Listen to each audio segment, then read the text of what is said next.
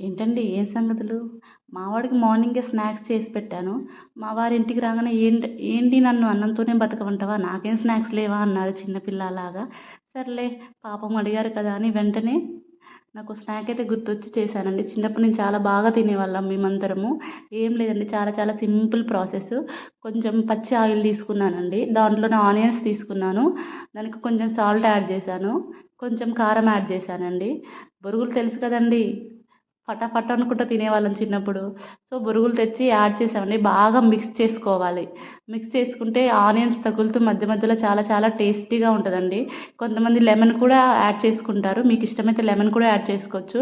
కానీ ఈవినింగ్ స్నాక్గా ఎప్పుడైనా ఇది ట్రై చేయండి. చాలా చాలా చాలా బాగుంటుందండి. థ్యాంక్స్ ఫర్ వాచింగ్ అండి. నా ఛానల్ని సబ్స్క్రైబ్ చేసుకున్న 25 మెంబర్స్కి చాలా చాలా చాలా థ్యాంక్ యూ. ఇంకా మంచి మంచి వీడియోస్ ముందు ముందు రాబోతున్నాయి. మంచి వీడియోస్ చేస్తూ మిమ్మల్ని అందరినీ ఎంటర్టైన్ చేస్తూ ఉంటాను.